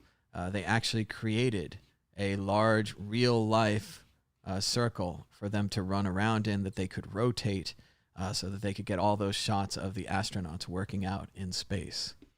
Very cool stuff from the Stanley Kubrick exhibit. You can see much more in the background. There's a book, and I'm told this exhibit is still touring. Someone responded that they were going to go see it in New York soon. So very cool. I don't know the details, but check it out. It's the Stanley Kubrick exhibit. It's been all over, and it might be in your town soon. So very cool stuff. Julie Jenks is saving everyone time. Here's a mock-up for your future research endeavors. You can see no matter what the topic is, everything was going up fine. 2019, 2020, a big low number, and everything starts going up fine again after that. So she's very optimistic. But yes, every chart is going to look like this. You did a lot of stuff, and then 2020, you didn't do so much. So, funny chart. We've almost made it to the top. This is a pretty good video. As Andy Slavitt says, this may be the best 45 seconds on the coronavirus that exists. Let's check it out from the show In the Bubble with Andy Slavitt. Here's Larry Brilliant. We are facing a really bad coronavirus. It's just a virus. It's just a sack of RNA surrounded by a bunch of fat, and it has no intentionality. It is not trying to kill us, to feed us. It is programmed to infect us. We are smarter than it is. Our science is better than it is. And if it was just our science and the goodwill of American people, absent bad governance, we would have defeated it already. I don't mean we would have eradicated it, but we would have been much further along into kicking it into the dustbin of history, which is what we will do when we gather our wits about us. We are facing a really bad coronavirus. That was an excellent and very reasonable take. I especially agree with him that without the bad governance, the goodwill of the American people and our science would have already defeated it. Check out a new interview from the Lightning Conference 2019. We're still releasing videos that have never been seen before from the Lightning Conference. Check out this one with Killian Roche on the World Crypto Network right here. Subscribe down below. And finally, the results of our poll. What should Kraken do with Kraken.com? 77% say run an exchange. 22% say sell it to Seattle. So, time for Jesse to buy some Kraken t-shirts and hats and jerseys and adopt the new team that happens to share the name of their exchange. Very cool stuff for the Seattle Kraken and very cool stuff for the Kraken Bitcoin exchange. Thanks so much for joining us today. Be sure to give us a thumbs up and a share. We made it through all the news. I think we did a whole week's worth of news in 2 hours. That seems like a good deal. And now there's no more news, so we're free. We're free from the news. We've broken all the graphics in the browsers. That's strange. There's no browser window there anymore, but still free from the news. Browser broken. Hopefully not the whole time. Check out the World Crypto Network store at worldcryptonetwork.store. You can get our new Treasures Don't Float t-shirt designed by Philippe, as well as Davi Barker's Bitcoin Not Bombs Bitcoin Happening 2020 Special Edition. These orange shirts are all the rage. All the OG Bitcoiners have one. Here's your chance to get one with the new 2020 limited edition Bitcoin Happening Bitcoin Not Bombs t-shirt on worldcryptonetwork.store. Also, check out the audio podcast. I'll try to make sure to have it updated by tomorrow. Of course, this is going to create one of those things that everyone hates where, a bunch of episodes get posted at the same time, but it's just more stuff to listen to, right? You don't have to listen to all of it. You can randomly skip around. We've got an interview with Oliver Gugger right here from the TLC, the Lightning Conference 2019. We've also got interviews coming out from the Transylvania Crypto Conference. Here's an interview with Tone Vase, Peter Todd, and Dan Eve right here on the World Crypto Network podcast. Also, be sure to give us a rating. Several people have started rating us down because they don't like our politics, but still, it's a pretty good podcast, even if it does have some politics. So checking in again with the price of Bitcoin.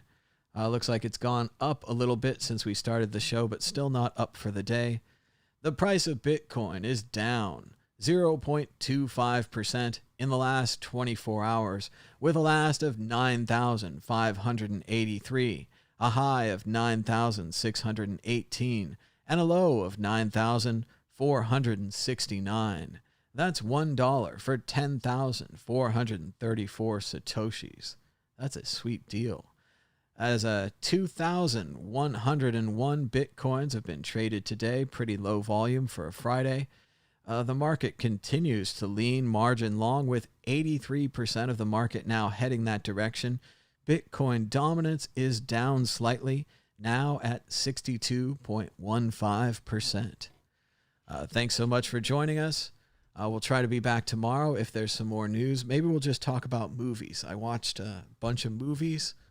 Did that thing where the key to watching a lot of movies is just like watching a lot of books.